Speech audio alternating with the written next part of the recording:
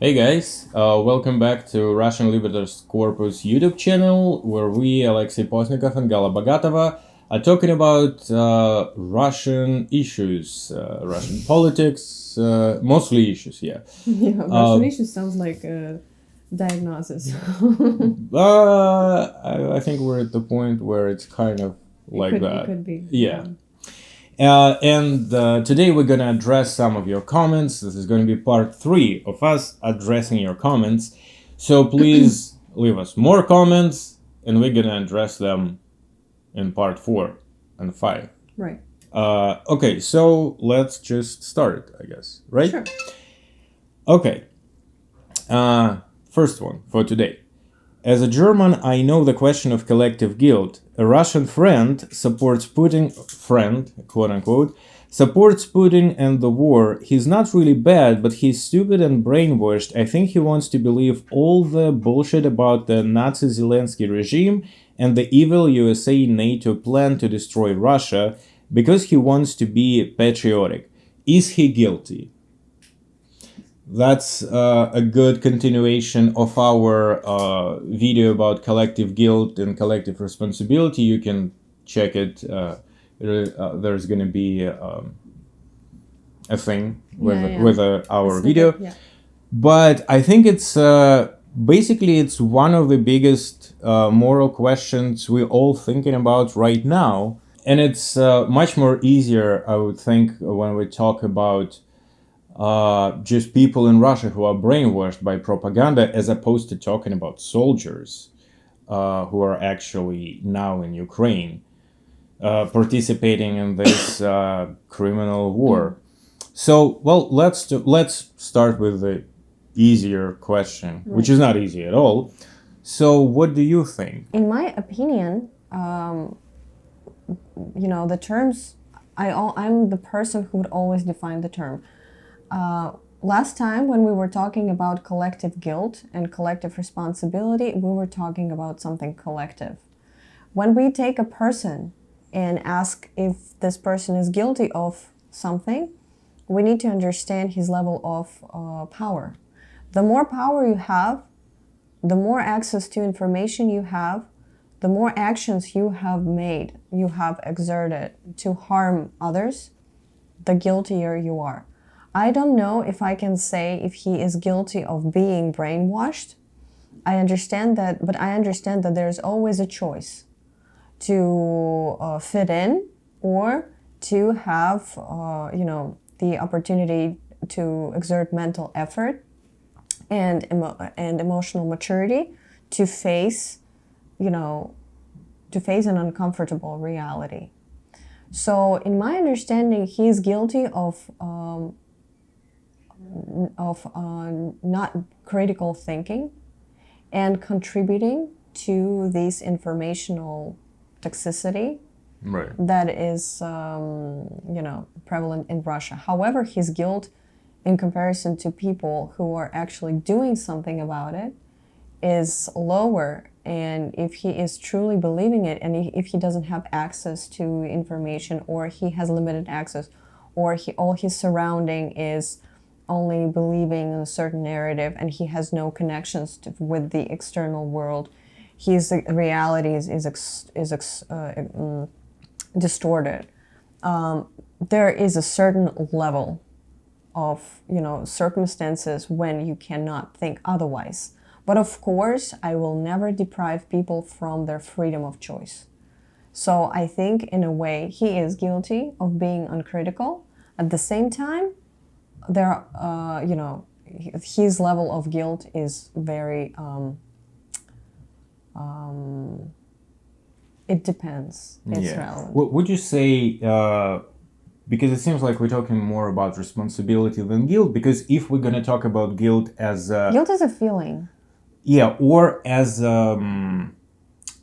criminal term. So I would say if he didn't, assault, any, maybe Ukrainians, he knows, like physically, or he didn't participate. That's an important word. Didn't participate in like collecting money for, like Russian army. what about discourse? He's contributing to certain kind of He, discourse. yeah, I mean, he is contributing, and it's a very, it's a very tough question. By different, estimations, we have 15-20% people who are actively supporting the war. Right. The question is like we won't be able. What's going to be the prosecution? Is it going to be a criminal persecution, or let's say like a, I don't know, social, moral? Like you cannot punish people for their words if they don't have a power, if they don't have a media outlet that can really affect others.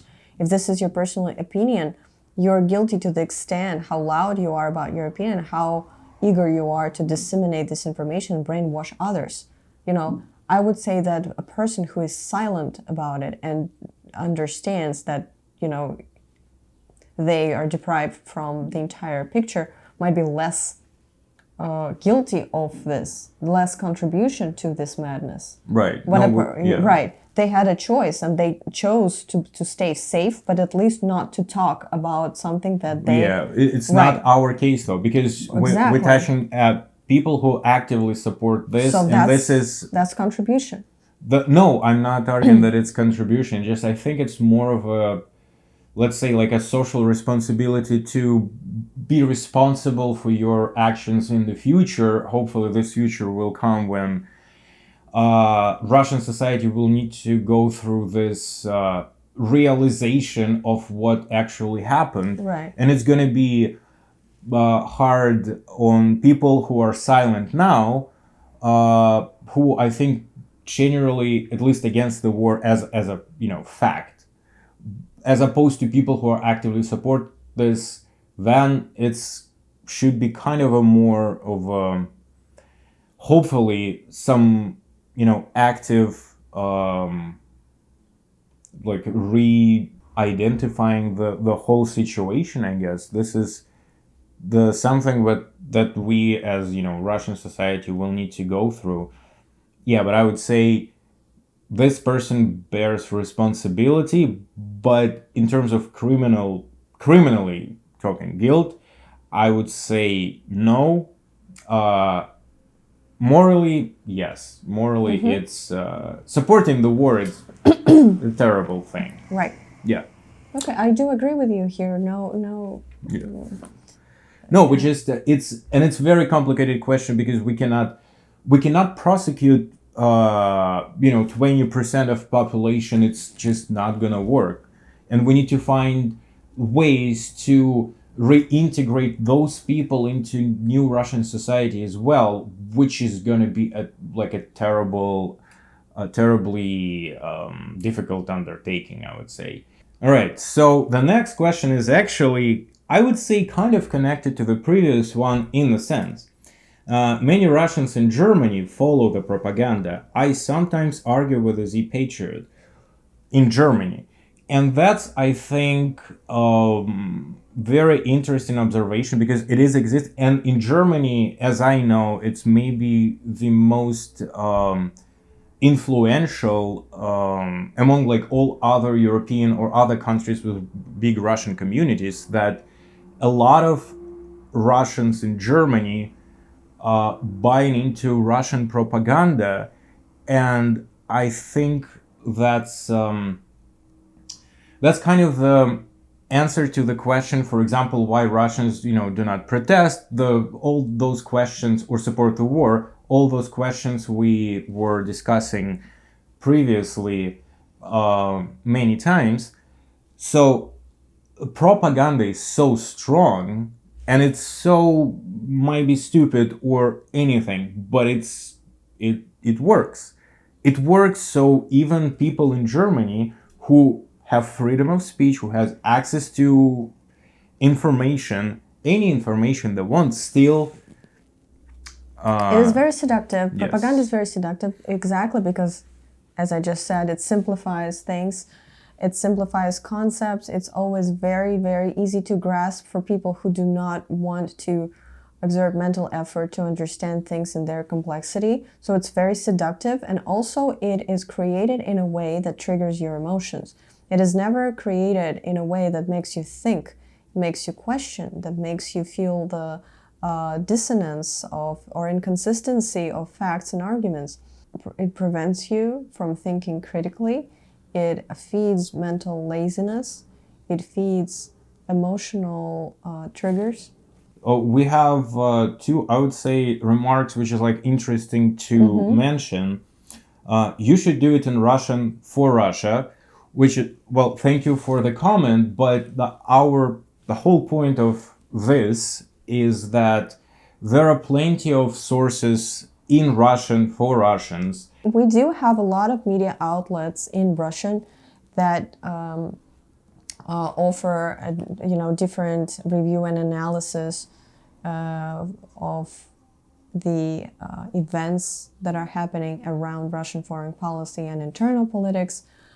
We created this channel specifically to take advantage of our English proficiency. For like whatever level we have at our disposal. That's an interesting comment, which kind of also, please don't take any offense, or maybe take offense. I'm just going to read it and you'll understand why. The future of Russia is brighter than the future for the European Union. Russia will rise and thrive from the dynamic of Eurasian economic cooperation. The European Union is a vassal to the United States and has no political agency anymore. That's pretty radical. My first thought was that it was, a bot, as we call them in Russian. But our channel is pretty small to have any bot following. So I think in a way it's a genuine misconception about, I would say that somebody from Europe or same person in Russia would never say anything like that. I think European Union has their own segment of right-wing thinkers, like right-wing minded people that are unhappy with the democratic procedures in Europe, because democracy is pretty messy, slow, and it's maybe it was Viktor Orban from Hungary. Victor, if you're watching us, leave us a comment. Let's talk about the fucked up stuff you're doing in your country. Well, but what I read here is more of emotion. I don't see how to respond in it in a sensible way.